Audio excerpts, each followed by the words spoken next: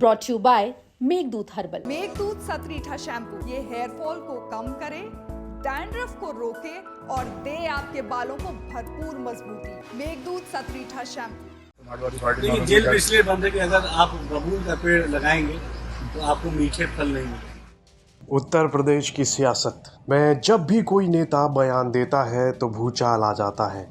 कुछ ऐसा ही हुआ है जब उत्तर प्रदेश सरकार में राज्य मंत्री दानिश आज़ाद अंसारी ने सपा नेताओं पर जोरदार हमला बोला।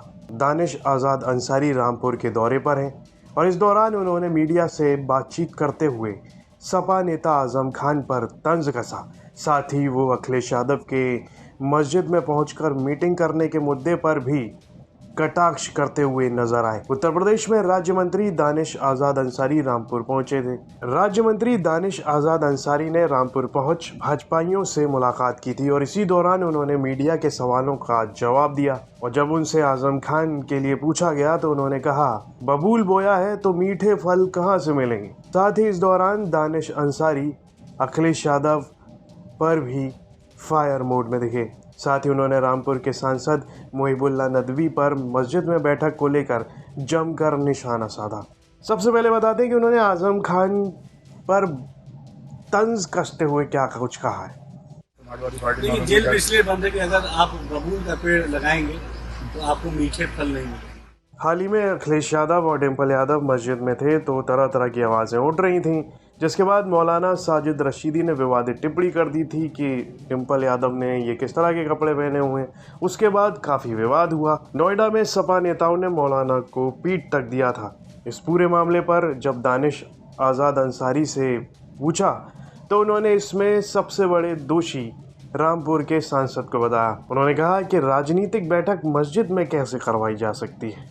देखिए, इसमें सबसे बड़े दोषी तो वो सांसद हैं। मैं रामपुर की सरजमीन को यही कोई सांसद है जिन्होंने एक राजनीतिक बैठक मस्जिद में कराई। बड़े अफसोस की बात है कि हमारे ही कौम के एक व्यक्ति वो उन्होंने राजनीति में उनकी आंखें इस कदर उन्होंने आंखों में पट्टी बांधी। राजनीतिक बैठक आप बैठकें मस्जिद में करा और उसको जायज़ भी ठहरा रहे हैं, उसके लिए माफ़ी भी नहीं मांग रहे। अरे भाई, राजनीति यहीं रह जाएगी।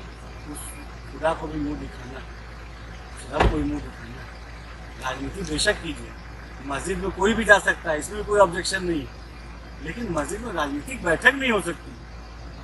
मस्जिद में जाने का एक तरीका होता है। मैं खुद एक मुसलमानों में मस्जिद में अगर जाता हूँ तो एक तरीके से जाता हूँ, बावजूद होना चाहिए। मस्जिद में जाने के तमाम तरीके हैं हमारे मर्दों के लिए, औरतों के लिए, उन तरीकों को फॉलो करना चाहिए।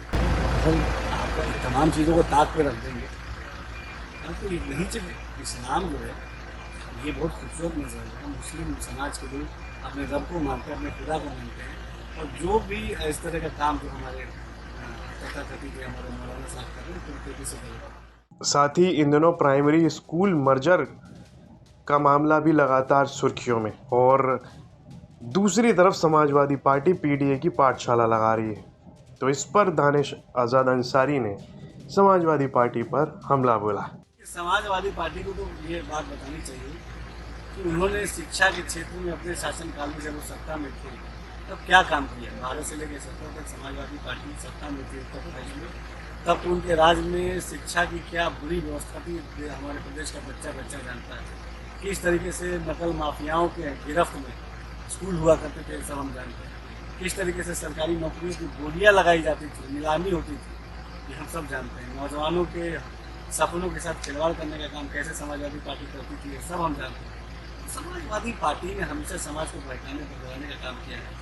योगी सरकार आज निष्पक्ष तरीके से अपना काम कर रही है, पारदर्शी तरीके से व्यवस्था लागू करके अच्छी शिक्षा व्यवस्था ग्राउंड लेवल तक इन चीज़ों को सुनिश्चित कर रही है और अच्छी शिक्षा व्यवस्था आज उत्तर प्रदेश में लागू है, इसीलिए समाजवादी पार्टी परेशान। तो दानिश आज़ाद अंसारी लगातार यहाँ पर सपा नेताओं पर हमला करते हुए देखे गए, तंज कसते हुए देखे गए और वो तो यहाँ तक कह गए कि रामपुर से जो सांसद हैं वो मस्जिद में कैसे बैठक करवा सकते हैं। रामपुर से आमिर खान की रिपोर्ट, यूपी तक।